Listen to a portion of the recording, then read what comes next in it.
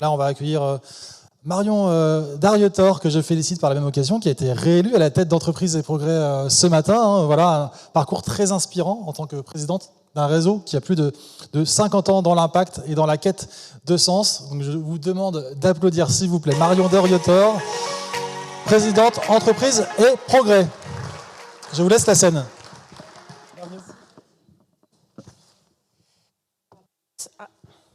Ça marche ? Ça marche. Ok. Bonjour à tous. Ravi de vous voir. Quand l'équipe du Hub m'a demandé d'intervenir devant vous aujourd'hui, je me suis demandé de quoi j'avais envie de vous parler. Tout simplement parce que quand j'ai regardé le programme, je me suis dit, mais mon Dieu, aujourd'hui, il y a tellement d'experts qui se succèdent à cette tribune que je me demande bien, moi, de quoi je vais pouvoir parler, parce qu'ils ont une vraie connaissance du sujet de la durabilité. Vous aussi, quand on regarde un peu vos profils, là, dans cette salle, vous êtes aussi des experts des sujets de l'impact et de la RSE.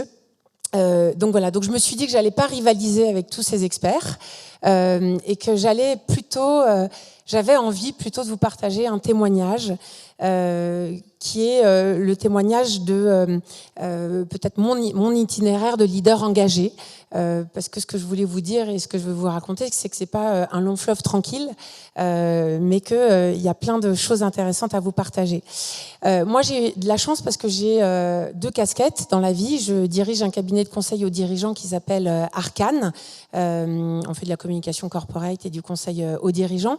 Et puis, je suis présidente d'Entreprise et Progrès, qui est une association sur laquelle je reviendrai. Et du coup, en fait, je vois plein de gens. J'ai la chance de rencontrer plein d'hommes, plein de femmes qui sont des leaders, des chefs, des patrons et qui gèrent leur entreprise. Et ces gens-là me partagent leurs doutes, leurs joies, leurs convictions, leur découragement parfois sur la route de la transformation durable. Donc c'est ça que je vais vous raconter, mais avant de vous raconter ça, je voulais juste faire une petite page de pub sur Entreprise et Progrès parce que c'est une association et on a toujours besoin de raconter ce qu'on fait. On a été créé par François Dalle de L'Oréal et Antoine Riboud de Danone il y a 50 ans, et ces gens-là, ces 2 messieurs, en fait, ils ont claqué la porte du MEDEF de l'époque, c'était le CNPF, pour ceux qui s'en souviennent, et ils se sont dit, nous on s'en va parce qu'en fait, c'est chiant, on parle que de performance économique, mais on ne parle pas de performance sociale. Et ce qui compte pour nous, c'est le progrès social. Donc, ils ont créé Entreprise et Progrès, c'était il y a 50 ans. Ils ont été quand même vachement pionniers, parce que maintenant, on parle de tous ces sujets-là, mais imaginez la traversée du désert qu'ils ont eue pendant quelques années. Ils ont inventé le premier rapport développement durable, ils ont inventé l'accord d'intéressement et de participation. Bref, je leur rends juste hommage aujourd'hui, parce que mon job de présidente, c'est de continuer à porter leur combat. Entreprise et Progrès, c'est un think tank de leaders activistes hyper engagés, c'est-à-dire que chacun a des niveaux d'avancement très différents sur la thématique de la RSE et de la transformation durable. Il n'y a pas de bons élèves ou de mauvais élèves, mais chacun vient partager des idées, des bonnes pratiques, des expériences, tout simplement pour passer à l'action. Parce que les intentions, c'est bien, on en parle beaucoup, tous ces mots-là, RSE, impact, c'est beaucoup de buzzwords, mais à un moment donné, quand on gratte, la question c'est qu'est-ce qu'il y a derrière ? Et du coup, nous, on est un peu des besogneux, on bosse, on se met en mode chantier et puis on travaille. Alors là, le dernier sujet qu'on a partagé ce matin, c'est on vient de sortir un petit guide qui s'appelle Vers l'entreprise à impact. Impact avec un petit jeu de mots sur les actes, tout simplement pour passer de l'action, des intentions à l'action. On travaille également sur le sujet du progrès intégral, on travaille également sur l'entreprise face aux défis démocratiques ou encore sur les nouveaux modèles de croissance. Bref, on est assez actif, voire hyperactif. Et ce qu'on aime, c'est aussi les rencontres en petit comité, en mode Chatham House, parce que tout simplement, quand on est entre soi, on peut partager ses questionnements, ses doutes, et de temps en temps, ça fait du bien. Donc voilà. Voilà pour la page de pub Entreprise et Progrès. Si vous avez envie d'en savoir plus, n'hésitez pas à vous tourner vers l'équipe du Hub, parce qu'ils nous ont rejoints en 2022 comme membres. Et donc, du coup, on est partenaires et plein de synergies. On va revenir maintenant au sujet dont je voulais vous parler, qui est cet itinéraire des leaders engagés et des leaders durables. Et à force d'observation, j'ai constaté qu'il y avait des points communs, et j'espère que ça vous parlera aussi, dans le vécu et dans le ressenti de l'ensemble de ces leaders. Il y en a 4. Le premier, c'est comme je vous le disais, l'impact, la transformation durable n'est pas un long fleuve tranquille. Et il faut l'accepter. Moi, quand j'ai commencé sur ces sujets-là, il y a une quinzaine d'années, j'étais un peu naïve, je pense, en me disant tout va bien se passer.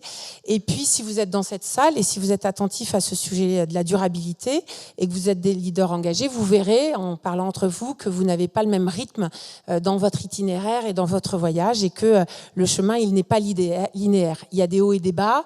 Il y a des phases d'adrénaline, il y a des phases de découragement, il y a des phases où on garde nos illusions et puis il y a des moments où on a envie de baisser les bras et de tout abandonner. Pourquoi ? Parce qu'en fait, le système résiste parfois, parce que la nature humaine, elle est ainsi faite.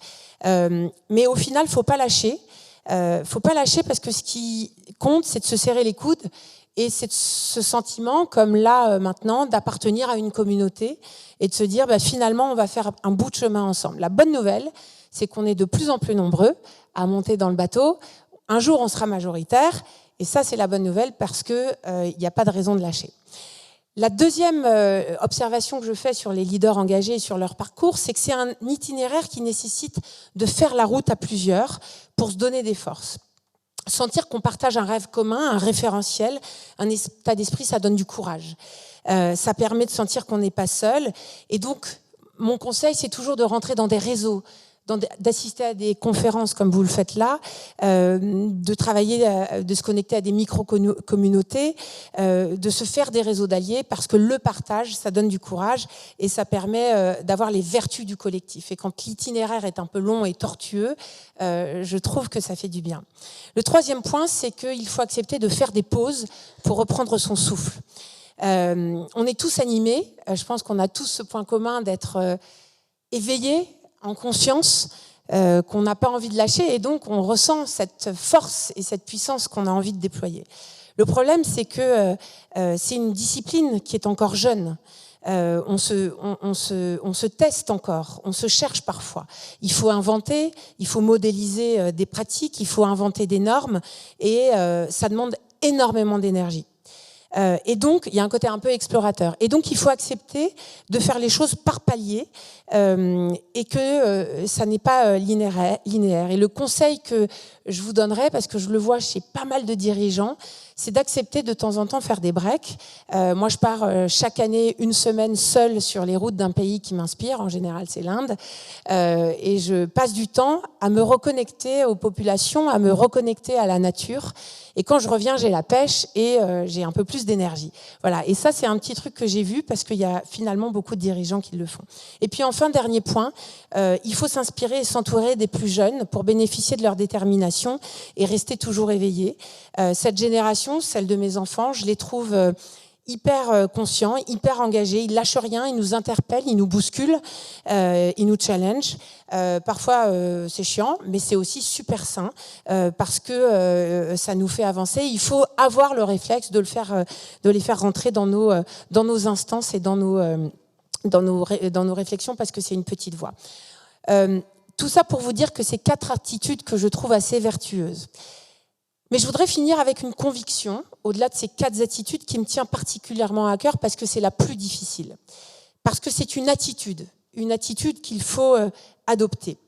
Ma conviction, c'est que pour participer à cette transformation et pour être des leaders engagés, ça nécessite une introspection profonde des leaders. Parce que si on veut changer le monde, on doit aussi faire changer les leaders et nous changer. Donc là, c'est plus du registre de l'intime.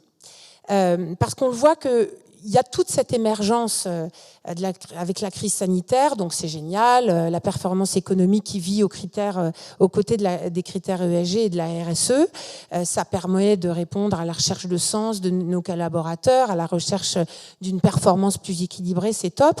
Et ce qui est génial, c'est que finalement, les entreprises ont un rôle très fort à jouer dans cette transition pour accompagner les transitions et la transformation du monde.